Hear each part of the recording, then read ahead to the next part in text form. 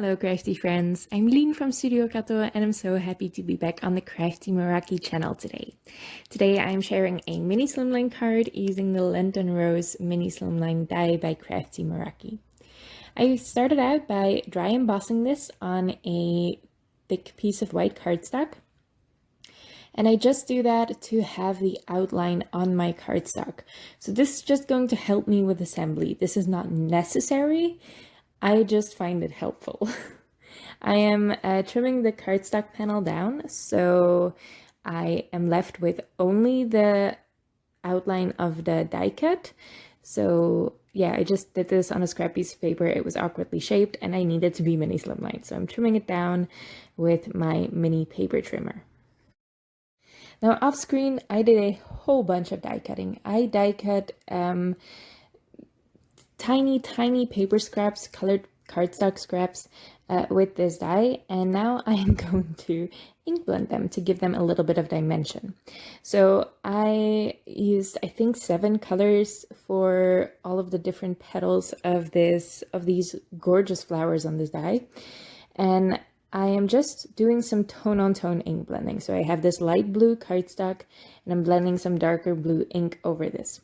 All of the inks I'm using today are Pinkfresh Studio inks. I will try to list all of the colors I used in the description below, but I'm not sure if I remember them all. Just any color that is a little bit darker than your cardstock will work. I am then, to not lose all of the pieces because it was already these are pretty small pieces. Usually I would do all of the ink blending at once and then do my assembly afterwards because that makes sense. Now I am trying to not lose all of my pieces, so I am gluing them right after ink blending them so I can keep track of them. Now to make it a little bit easier to ink blend all of these small pieces, I have put a piece of painter's tape face up on my little ink blending mat, which is just a regular sheet of white cardstock that I laminated a long time ago. It's really easy for cleanup and it's perfect for ink blending because it's a slick surface.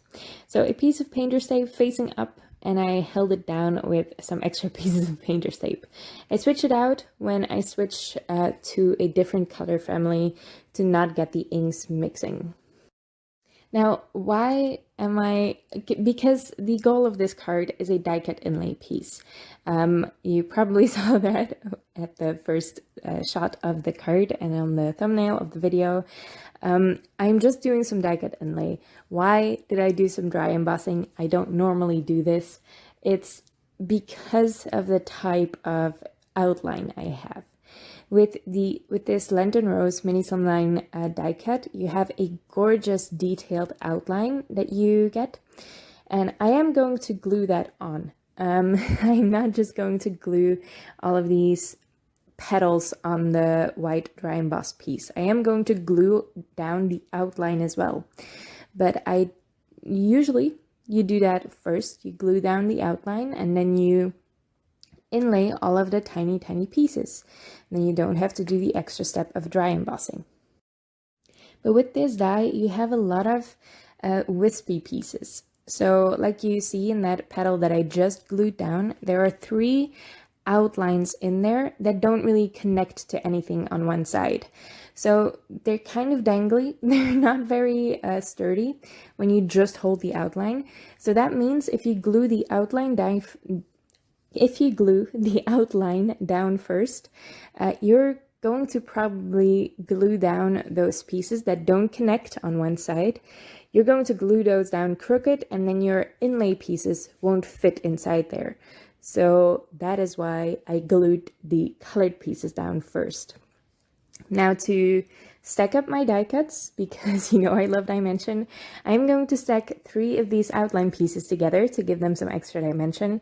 To speed things up, I am doing this really easy glue technique. If you have some liquid glue, just squeeze it out on the side of your work surface and pick it up with an ink daubing tool and just dab it on your piece, on your outline. And then it's really easy to glue everything together. I think you do use a little bit extra glue there, but it's definitely a lot faster. So I'm going to do that 2 more times, once to glue a 3rd layer on there, and then I'm going to do it on the back side as well. With Barely Art Precision Craft glue and with most PVC glues, you can just wash this out of your ink blending foam.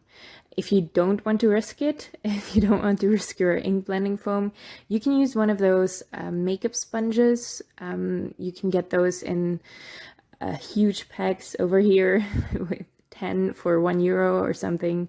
I use those normally for gluing, but I ran out. I recently ran out, so I figured why not use an ink blending foam? I can wash it out anyway.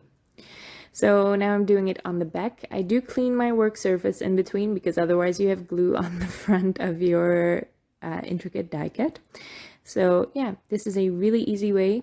I do add a little bit of extra glue in the center of the flowers and on the outlines just to make sure this is going to stick down. And you can see I have to wriggle a couple of those wispy pieces in place because, like I knew they would, they glued down crooked if I just let them, if I didn't force them into place. So it fits like a puzzle, but you have to work at the wispy pieces a little bit.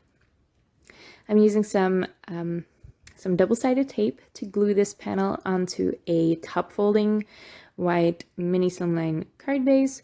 I make top folding card bases because I just like top folding cards. I think they display better and they photograph better as well. So that's what I make, and I can make that because I have huge pieces of cardstock.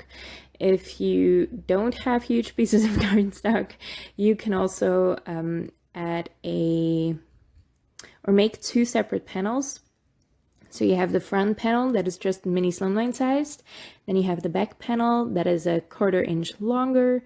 Just add a score line at a 1/4 inch there and add some glue above the score line to put the card or the pieces of the card base together, and you have a top folding mini slimline card base. Really easy. So this is my finished card. It's very, very colorful, very busy. So I didn't want to distract from all the color with a sentiment. I often leave my cards sentimentless. I don't mind it. I can always add a personalized sentiment inside the card. I hope you like the card. I hope you like the video. If you did, make sure to leave a thumbs up on this video and leave your thoughts in the comments below. Thank you so much for watching, and I hope to see you next time.